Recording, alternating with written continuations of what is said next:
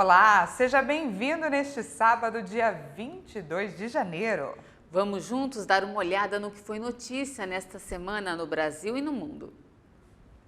O governo federal publicou uma portaria no Diário Oficial da União que aumenta o teto do INSS para R$ 7.000. Com essa medida, os segurados que recebiam o pagamento em janeiro de 2021 vão ter reajuste de mais de 10% nos benefícios. Aposentados e pensionistas do Instituto Nacional do Seguro Social, que recebem os benefícios acima do salário mínimo, vão ter aumento de 10,16% na remuneração. Com o reajuste, o teto dos benefícios do INSS passa de R$ 6.433 para R$ 7.087. Mas esse reajuste vale apenas para quem estava recebendo os pagamentos em 1º de janeiro do ano passado. Os segurados que começaram a receber benefícios do INSS a partir de fevereiro de 2021 vão ter um percentual menor de reajuste, porque não receberam 12 meses cheios de pagamento. Assim, o percentual de reajuste fica menor quanto mais tarde for a data de início do benefício. Já para quem ganha o benefício no valor do salário mínimo, o piso nacional passou para R$ 1.212 desde o início de janeiro. E, por lei, aposentadorias, auxílio-doença, auxílio-reclusão e pensão por morte pagas pelo INSS não podem ser inferiores a um salário mínimo. Uma pesquisa apontou que alunos de escola pública estudaram 50% a menos durante a pandemia. A taxa de evasão escolar é o principal motivo para a queda nas horas de estudo. A pandemia de Covid-19 reduziu praticamente pela metade a carga horária das crianças de 6 a 15 anos que estudam em escolas públicas no Brasil. É o que aponta a pesquisa Retorno para a Escola, Jornada e Pandemia da Fundação Getúlio Vargas. O levantamento mostra que os alunos da rede pública estudavam em média 4 horas e 10 minutos por dia antes da pandemia do novo coronavírus. Após o início da crise sanitária, a carga horária das crianças despencou para 2 horas e 11 minutos. Para as crianças das famílias de baixa renda, a situação é ainda pior. Caiu para 2 horas e 1 minuto. Segundo a pesquisa, a taxa de evasão escolar é a principal responsável pela queda na quantidade de horas de estudo. No terceiro trimestre de 2021, a ausência às aulas aumentou 128%, quando comparado com o período anterior à pandemia. A evasão escolar saltou de 1,41% para 5,51% entre os alunos de 5 a 9 anos, chegando a patamares de 14 anos atrás. Segundo o levantamento, as crianças da rede privada estudavam aproximadamente 4 horas e 30 minutos antes da pandemia. Atualmente, a média diária de horas é de 3 horas e 10 minutos. E as vendas do comércio varejista no Brasil subiram 0,6% em novembro de 2021. Os dados são de uma pesquisa mensal de comércio divulgada pelo IBGE. A pesquisa mostra que o avanço de 0,9% no volume de vendas da atividade de hipermercados, supermercados e produtos alimentícios contribuiu para o resultado do varejo em novembro. Também houve crescimento de vendas nos artigos farmacêuticos, médicos, ortopédicos, de perfumaria e cosméticos, de 1,2%, e outros artigos de uso pessoal e doméstico, que registraram alta de 2,2%. O estudo do IBGE apontou que em 2021 a Black Friday foi menos intensa em termos de volume de vendas do que a do ano anterior. Em 2020, o período de promoções foi melhor, especialmente para as maiores cadeias do varejo. Na passagem de outubro para novembro de 2021, 13 das 27 unidades da federação apresentaram resultados positivos no comércio varejista. Os destaques foram Roraima, com alta de 3,7%, Rio de Janeiro, com mais 2,8%, e Distrito Federal, que subiu 2,7%. E ainda falando de economia, o brasileiro aos poucos vem deixando de utilizar o cheque como forma de pagamento. No ano passado, foi registrada a queda de quase 24% na emissão de cheques, atingindo o menor nível da história. A Federação Brasileira de Bancos registrou queda de 23,7% no uso de cheques em 2021, na comparação com 2020. No ano passado, os bancos compensaram 218 milhões e 900 mil cheques, movimentando um total de 667 bilhões de reais. bem longe dos 3 bilhões e 300 milhões de cheques emitidos em 1995, o primeiro ano em que houve registro deste tipo de movimentação financeira. Em 26 anos, a quantidade de cheques caiu 93,4%, principalmente por causa do avanço dos meios eletrônicos de pagamento. As estatísticas da Febraban mostram que os clientes vêm abandonando cada vez mais o uso de cheques e optando pelos canais digitais, que atualmente são responsáveis por 67% de todas as transações feitas no país. Para efeitos de comparação, no primeiro ano de funcionamento do Pix, em 2020, foram registradas 7 bilhões de transações, que movimentaram 4 trilhões de reais. O último levantamento mostrou que 71% dos brasileiros usam o Pix para fazer pagamentos e transferências bancárias. O Brasil teve recorde de capacidade instalada para a geração de energia eólica e solar. No último ano, houve um aumento nunca visto para o período em toda a série histórica. A geração de energia por fonte eólica e solar no Brasil está em expansão. O Operador Nacional do Sistema Elétrico informou que em um ano, de janeiro de 2021 a 2022, o aumento foi recorde para o período em toda a série histórica. Em relação à quantidade bruta, o crescimento foi de 26,39%, atingindo mais de 23 mil megawatts de armazenamento instalado para a geração de energia das fontes renováveis. Em 10 anos, o crescimento foi de mais de 2.500%. O principal desafio é aproveitar as vantagens que o país tem e transformar em vantagens competitivas no mercado. O Operador Nacional do Sistema Elétrico afirmou que no plano de operação elétrica de médio prazo, há previsão de crescimento percentual classificado como muito expressivo da energia solar fotovoltaica no país. A estimativa é que o Brasil dobre sua capacidade instalada até 2025. Com o aumento das chuvas, também começou a temporada de raios. O Brasil é o país com mais ocorrências de descargas elétricas no mundo. Em 2 anos, caíram 280 milhões de raios no território nacional. Segundo o Instituto Nacional de Pesquisas Espaciais, as mudanças climáticas têm influência direta no aumento de raios. E a previsão é que a média anual continue aumentando até o fim do século. Um levantamento do Grupo de Eletricidade Atmosférica do INPE indicou que a estimativa é que a média nacional passe de 70 milhões para 100 milhões de raios nas próximas décadas. O desmatamento na Amazônia, a subida da temperatura e o fenômeno Laninha combinam com o fato de o Brasil ser a maior área tropical do planeta, com um verão quente e úmido. Tudo isso contribui para a formação de tempestades. As fortes chuvas de verão podem produzir em torno de 30 raios por minuto. Os impactos são notados em todas as regiões do país, mas a maioria dos casos fatais foram registrados na região sudeste. Apesar dos riscos, a chance de uma pessoa ser atingida diretamente por um raio é muito baixa, menor do que uma chance em 1 milhão. O perigo aumenta de acordo com a localização, a exposição em áreas abertas, a proximidade de redes elétricas ou atividades na água e embaixo de árvores. Uma boa condição de saúde começa, é claro, por uma dieta alimentar equilibrada. Disso quase todo mundo sabe. O problema é ter condições financeiras para se alimentar bem e disciplina para manter uma dieta saudável. Uma pesquisa revelou que o brasileiro está preocupado com o que come.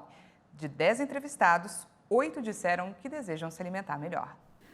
Os números da pesquisa realizada pelo Instituto Real Big Data revelaram que 83% dos entrevistados gostariam de se alimentar melhor e que 85% mudaram o hábito para pior, pois com o aumento dos preços de alguns alimentos foram obrigados a diminuir ou mesmo retirar do cardápio as porções de carne bovina e frutas.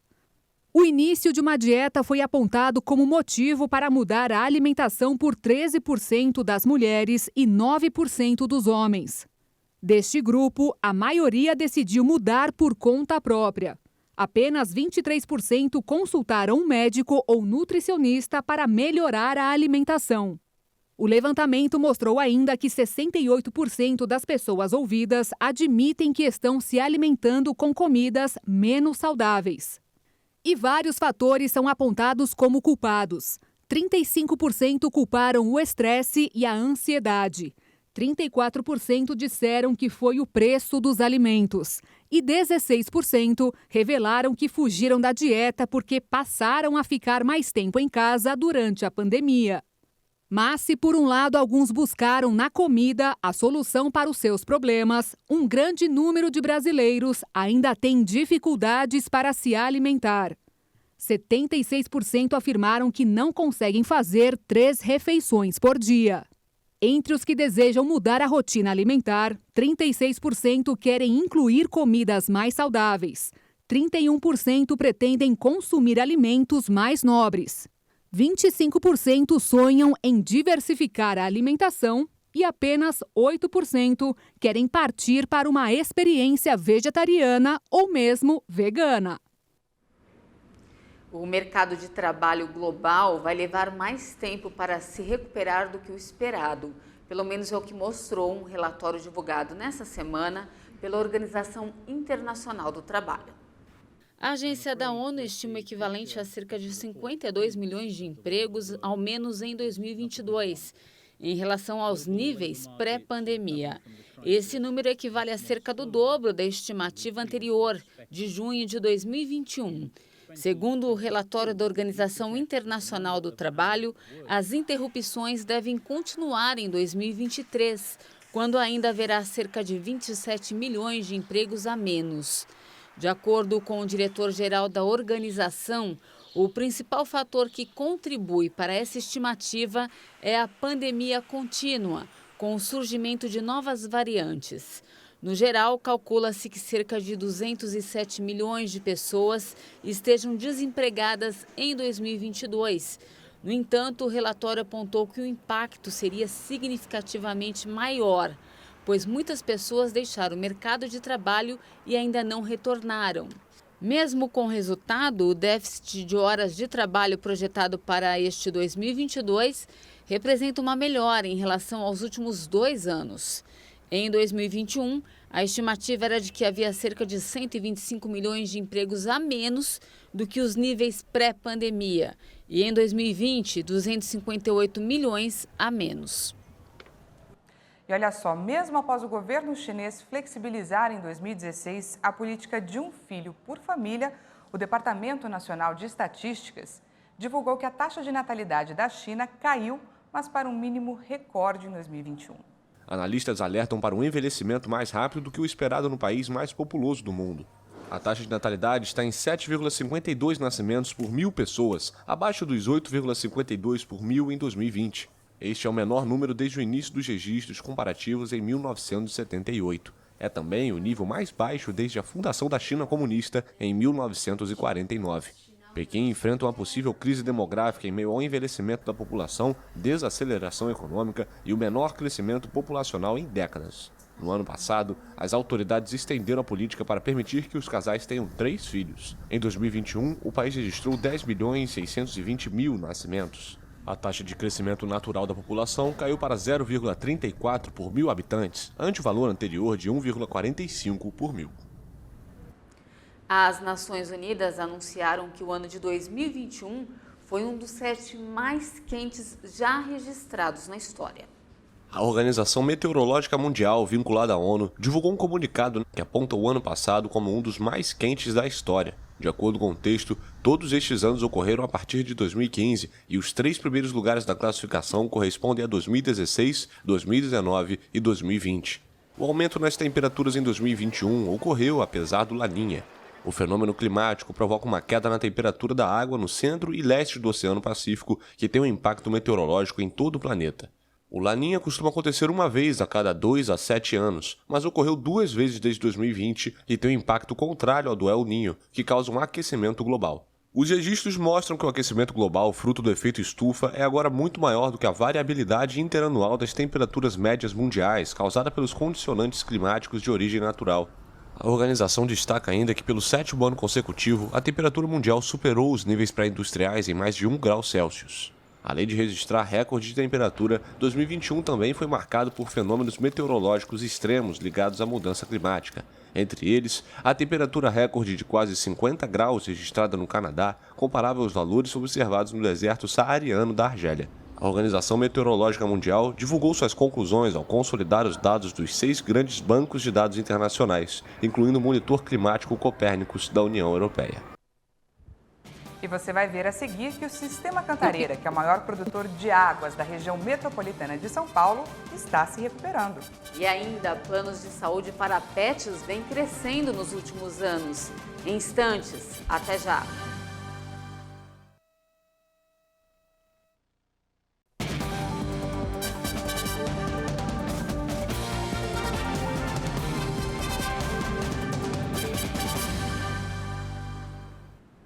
Estamos de volta. Com o grande volume de chuvas acumulado em janeiro em São Paulo, o Sistema Cantareira, que é o maior produtor de águas da região metropolitana, está se recuperando.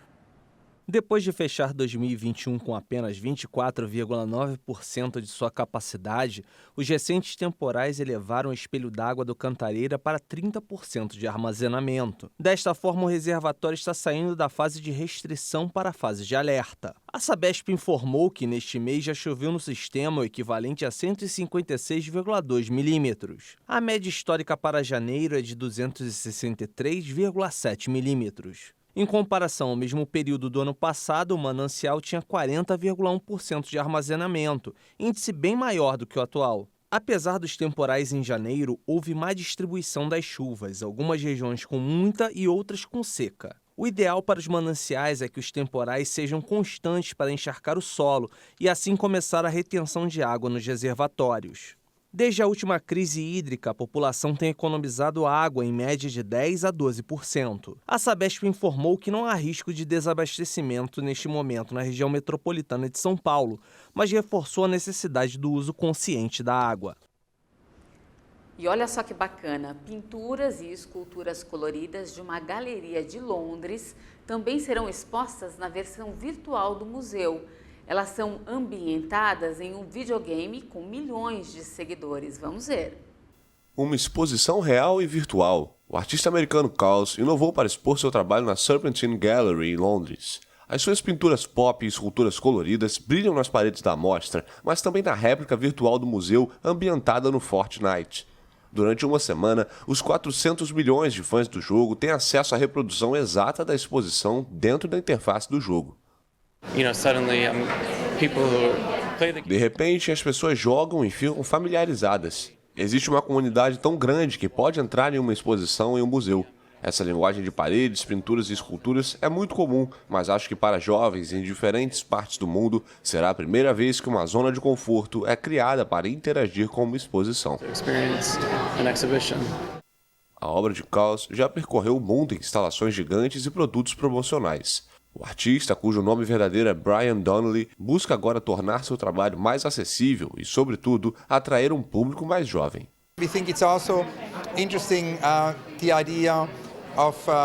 Achamos que a ideia de um diálogo transgeracional também é interessante, porque, claro, o jogador em geral é muito mais jovem do que o visitante médio de um museu ou exposição. Esperamos que assim toda uma nova geração venha para a galeria.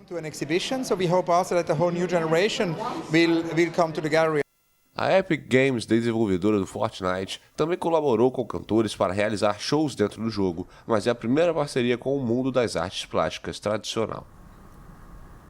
Os planos de saúde para pets vêm crescendo consideravelmente nos últimos anos. A estimativa é que hoje cerca de 30 mil animais domésticos estão cobertos por convênios. Mas como acontece em qualquer tipo de contrato, é preciso ter cuidado na hora de fechar negócio. Vamos acompanhar a reportagem da Maria Clara Leite. A família do Júnior sempre teve cães, mas a maioria vira-lata. Quando o empresário foi morar sozinho, resolveu ter uma maltês e já sabia que os cuidados com a filha de 4 patas teriam de ser especiais. Essa daqui é a Maia, já está com 3 anos e 2 meses, né? Eu contratei o plano de saúde logo da primeira semana que ela veio para mim, por já saber que eles dão um pouquinho de trabalho em questão de gastos nessa parte de veterinários. Custo. Essa é a razão que tem levado muitos tutores a contratarem planos de saúde para os seus pets. Um mercado que agora vem crescendo bastante, apesar de ser regulamentado desde 1998 pelo Conselho Federal de Medicina Veterinária. E a previsão é de que em 5 anos o número de segurados por esses tipos de convênios chegue a 1 milhão. Sim, nós não temos nenhuma pesquisa, não sabemos te informar o porquê que isso vem acontecendo, tá? O que a gente orienta é que esses planos de saúde façam um registro junto ao Conselho, como está previsto na resolução do Conselho Federal, a 647 de 98, que foi essa que você citou, que regulamenta os planos de saúde. Isso é o mais importante. É o que garante que o plano de saúde está de acordo com a lei. É o primeiro item que tem de ser avaliado na hora de contratar esse tipo de serviço. E para isso, basta acessar os portais dos Conselhos de Medicina Veterinária. Com o nome da empresa, o CNPJ, a pessoa consegue fazer essa consulta no nosso site, se tem um médico veterinário responsável técnico por esse plano de saúde. Além disso, é imprescindível avaliar com cautela as cláusulas contratuais do plano a ser contratado, especialmente quanto aos serviços oferecidos. Verifique se há cobertura de consultas e quantas são permitidas no ano, se o plano cobre exames e cirurgias. Analise também a rede credenciada e se há hospitais 24 horas para emergências. A resolução, ela não contempla quais são os serviços mínimos que tem que ser oferecido pelo plano de saúde. Então, isso cabe à pessoa que for contratar o plano de saúde comparar isso. O Júnior tomou todos esses cuidados. Durante 3 dias, eu fiquei ali umas 3, 4 horas do meu dia ali pesquisando os planos de saúde que existia para pet, tanto as clínicas que eles cobriam. Na época, ele encontrou inúmeras reclamações na internet. Propaganda enganosa, mau atendimento, cobrança indevida. Até encontrar o plano que atendesse todas as suas necessidades. E hoje diz que não tem do que reclamar. Eu mesmo faço de tudo para não cancelar ou perder o plano dela, né? No caso, como eu sei que eu praticamente vou quase todos os meses, mesmo por questão de rotina, levo ela para consulta clínica mesmo para ver se está tudo ok. O empresário contratou o pacote Master do plano escolhido, que começa com valores de aproximadamente R$50. Mas como o dele é o top... Hoje eu pago 152. Para ele, cada centavo vale a pena. Como ele diz, é um investimento para manter saudável sua filha de 4 patas.